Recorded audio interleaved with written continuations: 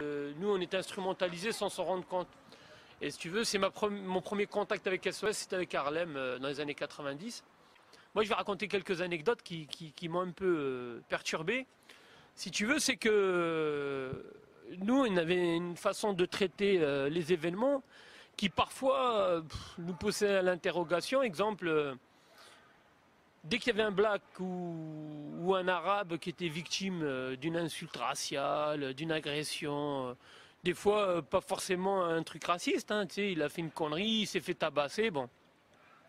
Et là, on avait des directives du national, il fallait impérativement traiter l'affaire, c'était le racisme et tout. Puis moi, je me rappelle de 2 cas qui sont bien précis. Le gars s'appelait Jean-Pierre. Un couple de Français de souche qui se promenaient dans la rue se sont fait agresser, tu vois. Il y avait une bande de racailles de quartier et ils se sont adressés à nous. Donc moi, j'étais dans l'association, ils se sont adressés à nous et à un moment donné, ils ont fait part de ce qu'ils avaient subi. Alors, sale français, sale guerre, on va vous défoncer. Pendant que le mari se faisait tabasser, la femme, elle se faisait insulter. Sale blanche, va faire ça ta race, tu vois. Et c'était vraiment du racisme pur, quoi. C'était en même temps qu'on tabasse le mari, la blanche, on te salit, tout. Donc, ils se sont adressés avec nous. Et lorsque le national a été informé, ils ont fait une directive. Ils nous ont dit, les gars, ça, c'est de l'ordre du droit commun. C'est de la délinquance sur la voie publique, ils se sont fait agresser, laissez tomber cette affaire. À SOS, tu as deux racismes qu'on ne peut pas condamner. Qu'un juif, il insulte une autre race, tu ne trouveras jamais un procès. Donc il y a un racisme que tu n'as pas le droit de condamner. Et puis il y a le deuxième, c'est celui du racisme anti-blanc.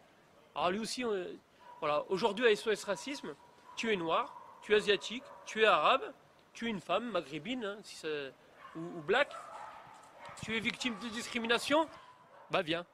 Voilà, nous tu nous intéresses.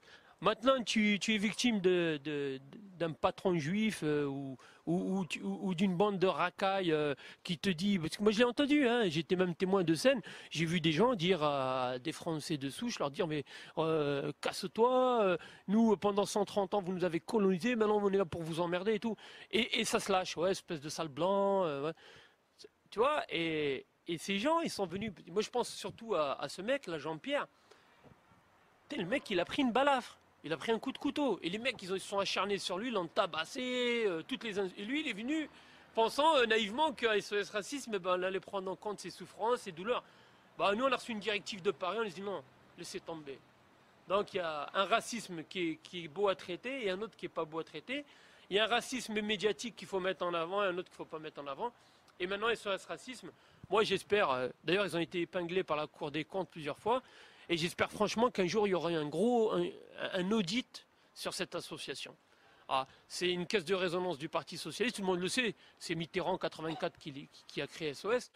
Du reste, Mitterrand était membre d'honneur de la LICRA, comme le sera son successeur Chirac, qui n'avait rien à lui refuser. La lutte anti-racisme, elle crée de la discrimination. Et la République, dans son concept d'indivisibilité, elle dit quoi? Elle est une et indivisible.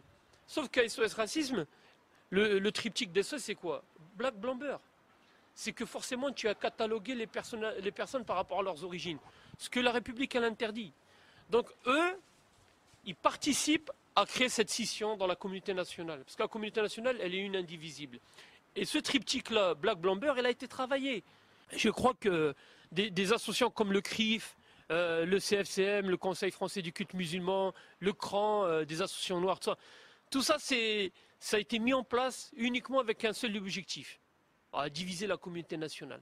SOS Racisme, c'est un des bras armés de ce travail. Voilà, c'est un objectif qui est mis en place. Parce qu'à un moment donné, soit tu es français, soit tu n'es pas français. Ça, c'est un choix qui est donné à chacun, on a libre arbitre. Mais à un moment donné, si tu ne te sens pas français, il faut que tu sois cohérent avec tes pensées et tes convictions. Dans la société française, on est traversé par des courants identitaires, mais identitaires dans tous les sens du terme. C'est-à-dire, tu les trouveras chez les Arabes, comme chez pas les Arabes, chez des Blacks. Aujourd'hui, il y a des Black Power, il y a des Arabes Power, il y a des Juifs Power. Voilà, tu as plein de mosaïques comme ça, de groupuscules qui revendiquent une identité et au détriment des autres. Ah, la République française, C'est comme la laïcité, elle crée un équilibre, une équité. Personne n'est prédominant par rapport aux autres. Voilà, la France, c'est ça. Si tu n'as pas accepté ce concept, il faut que tu rentres chez toi.